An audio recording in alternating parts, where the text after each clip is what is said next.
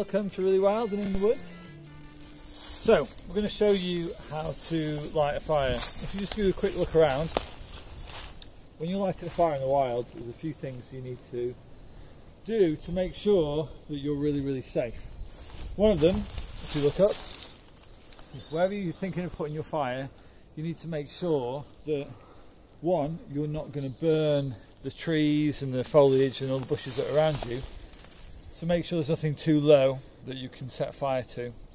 Because even if it's living, if you've got some extreme heat going up, especially if you've got burning oak and things like that, it's going to get really hot and it can burn what's above. Second of all, usually where you have a fire is where you're going to be camping often. And so in that regard, you need to also make sure there's no dead hanging branches that could come down on you during the day or night time in the wind. Could get dislodged very easily if they're hanging up there in the branches.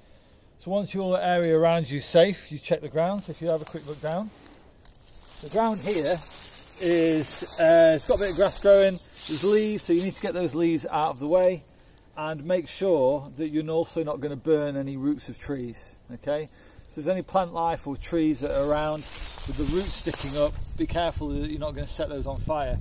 In some places, we're in the south of England here, near the South Downs, so the ground often is quite chalky, you get lots of flint that you can find, and the ground is also often quite wet as well, and that's because the soils are quite shallow and you get a lot of saturation into the rock there with the chalk.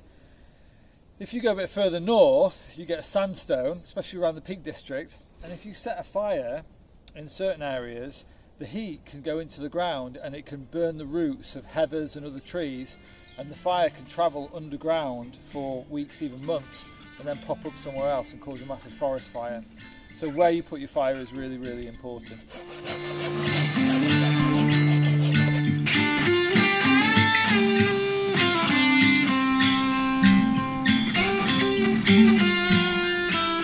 Look here, what we're going to do next is we are going to prep our fire. So over here, first of all, once we've cleared our space and we've made sure that it's nice and safe above and below, that we're not going to set any forest fires, we clear the debris out of the way and then you put a base down. People call this a raft. This is what you're going to build your fire on. It needs to be some nice dry wood. The reason why you do this is because if you feel the ground is cold and wet, and water has the ability to suck heat out of something 20 times faster than air. A lot of people don't put a base down, and because of that, when they light their fire, the cold wet ground sucks all the heat out of their fire and their fire diminishes and then just goes out. So to raise it off the ground, off the cold and wet, is the right thing to do. So we've got some nice logs here. They're quite thick, so they'll burn for a while before they touch down on the ground, and it gives a little bit of time to warm up the ground and to dry it out as well. Next, what you do is you look around and you collect all the materials that you need to light your fire, going from what we call tinder. Now, tinder is the finest, fluffiest materials that you can get.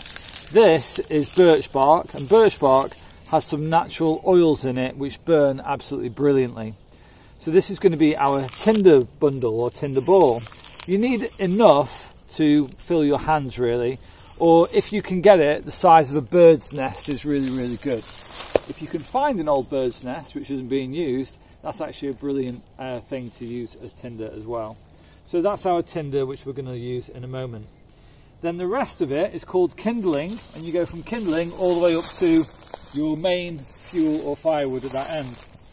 Now if you have a look at this pile, you can see that we've got not very much of the finest, thinnest kindling, and we've got loads and loads of the big wood. And this is a good lesson for nature for you. This stuff is the most important, and the tinder to get your fire going. This stuff is found more readily, it's dead easy to pick up and get, but you don't need as much of it straight away. This is where it counts when you're starting your fire.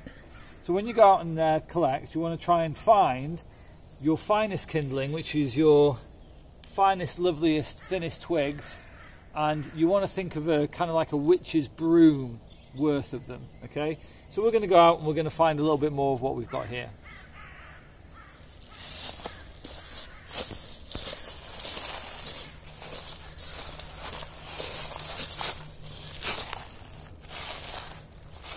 when you're looking for kindling, you want to find the finest twigs. Now, the rule is that you can't collect anything that's on the floor, okay? And that's because, like I said before, the floor is cold and wet, and anything that falls to the ground will get damp really easily. And if you put wet wood on your fire, it will usually just put it out, okay?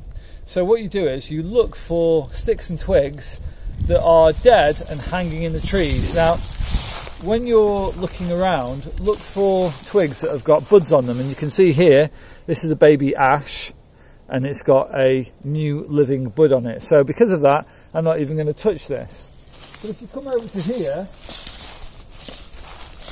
you can see more dead wood, and this is perfect. Look at this.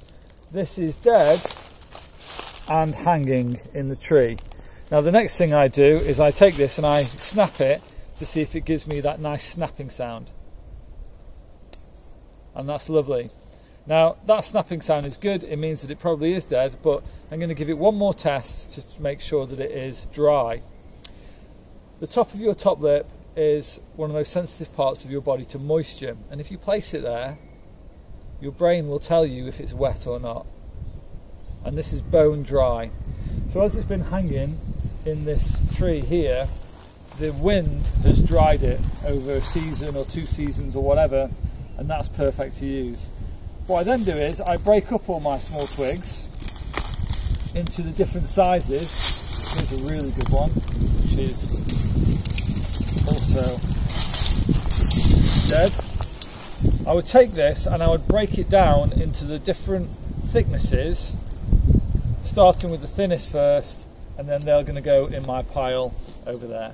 Okay, once you're prepped and you've got all your materials ready, you want to make sure that every one of your piles, all your sticks are parallel, okay?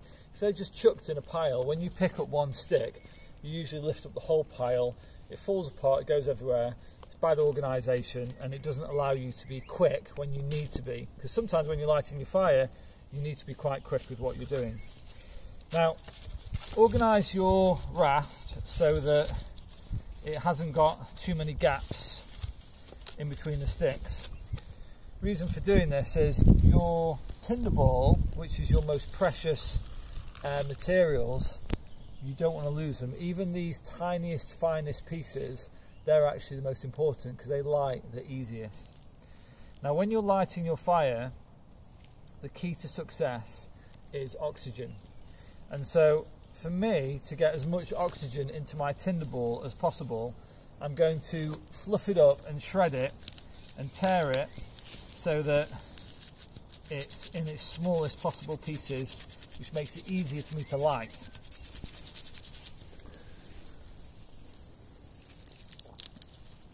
Okay. Now I've got a fire steel here, and I'm going to try and light this by using what's called the crab claw technique, whereas I put the steel on the ferro rod or the magnesium rod and I pull back with the rod. It's important that you try not to touch your fuel, because every time you touch it you knock out that precious oxygen. You can see that smoking straight away. That's really lovely. It's smoking because of the oil which is contained inside that birch bark, which is just brilliant to burn. Now what you do is you carefully hold your first bunch of kindling over the fire, and then you lower it down so that the air and the heat can get in there and light it. Your second bundle, now that your first is on, you want to go perpendicular to the first. So straight away I hold it over the top. I don't put it down straight away, and I certainly don't dump it on either. If I dump it, I push all the hot oxygen out, and then it can stifle and put my fire out. But this is really dry material. We've done a really good job of making sure that we're not picking anything up off the floor, and because of that you can see that it's taking quite nicely. That's my second one on, and it's on perpendicular to the first. then going to get the third one.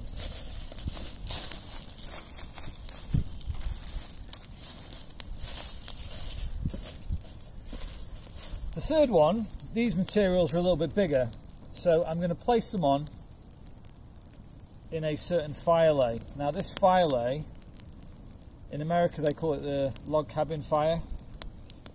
Here we often call it the Jenga Fire, that's kind of what it's come to be known as.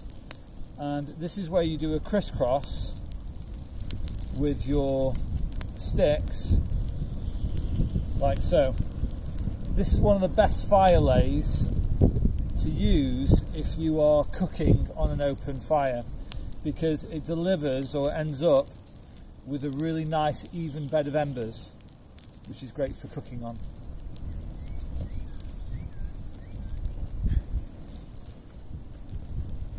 Now the fire triangle consists of heat, oxygen and fuel, and out of the three, oxygen is your most important.